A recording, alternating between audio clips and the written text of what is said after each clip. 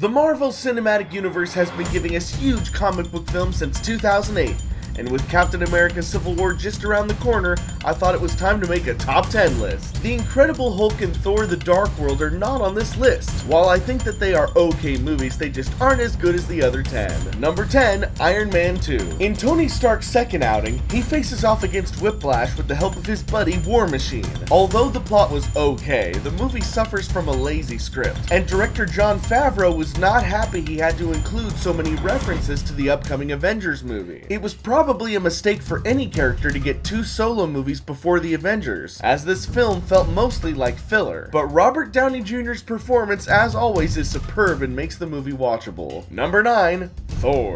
The first Thor movie does its best to make the God of Thunder relatable, complete with a run-of-the-mill fish-out-of-water story that also introduces us to Natalie Portman's character Jane Foster and Tom Hiddleston as Loki. Chris Hemsworth is excellent as Thor, but the pacing of the whole film feels off, complete with a very out-of-place ending that feels tacked on, and a weird bit at the end where Thor can no longer come back to Earth, which is rendered immediately pointless in his next appearance on Earth in the Avengers. Number 8, Captain America the First Avenger. Things start to get good here. Chris Evans is Captain America. In his first turn as the star-spangled shield-throwing super soldier, he knocks the Red Skull's ass into space, or something. We haven't seen him since, so it's hard to tell. And Hugo Weaving doesn't even want to come back, so whatever, the movie is awesome and has a cool Rocketeer vintage vibe to it. Thank you, Joe Johnston, but no thank you for Jurassic Park 3. Number 7, The Avengers Age of Ultron. It should come to no one's surprise that Age of Ultron isn't making it into the top 5. It simply wasn't as good as the first movie. Apparently, director Joss Whedon was having some differences with producer Kevin Feige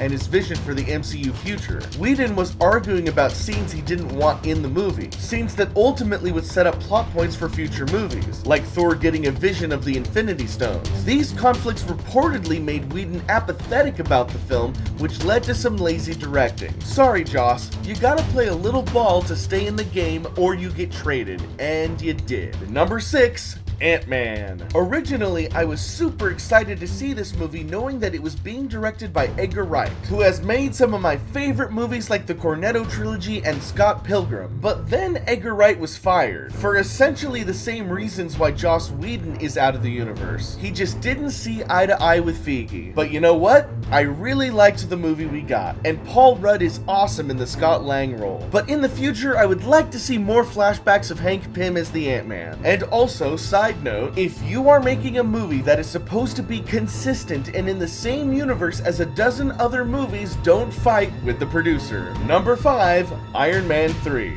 The Iron Man movie that was surprisingly better than Iron Man 2 wasn't quite as good as Iron Man 1 and pissed off a lot of people for not correctly portraying the Mandarin. Shane Black steps in to replace Jon Favreau as director, and he adds a new layer of fun humor to the mix. Rhodey gets some decent screen time this go around as the Iron Patriot, and all of Tony's suits blow up. Wait, that's wasting a ton of suits. He makes the Hulkbuster for the next movie. He is not done being Iron Man, so what's with this ending? Number 4, Marvel's The Avengers. Never before had a superhero movie had a collaboration of this scale. Our vision cannot contain awesomeness of that magnitude. So yeah, back in 2012, The Avengers was pretty sweet, and Loki showed us how a villain as deranged and powerful as he can outsmart and outwit Earth's mightiest heroes. And in the MCU, there hasn't been a villain as good as him since. Seriously, people love Loki in this movie. Number 3, Iron Man. Yes, the first is still one of the best. Iron Man was an amazing accomplishment. Not only did it have to set up Tony Stark's journey as Iron Man, but the entire Marvel Cinematic Universe. It set the tone for everything else to follow. If Iron Man didn't work, then the whole project would have collapsed. Everything we know would be different. But the movie was great, and the MCU went on full force, and that train hasn't run out of steam yet. Number 2,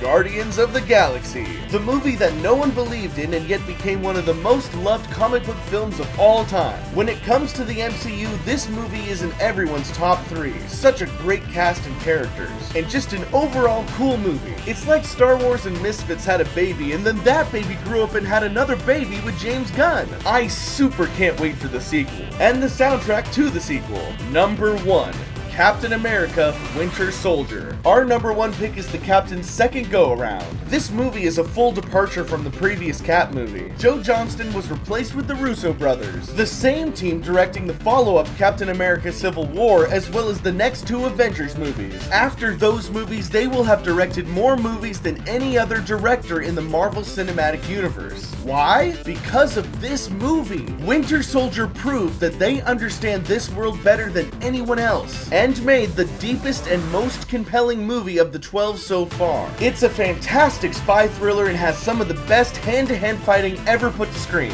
If Winter Soldier doesn't make you an MCU believer, then perhaps nothing will. Well guys, that's the list, and get ready for the Civil War coming soon. Just do it! Yes, you can!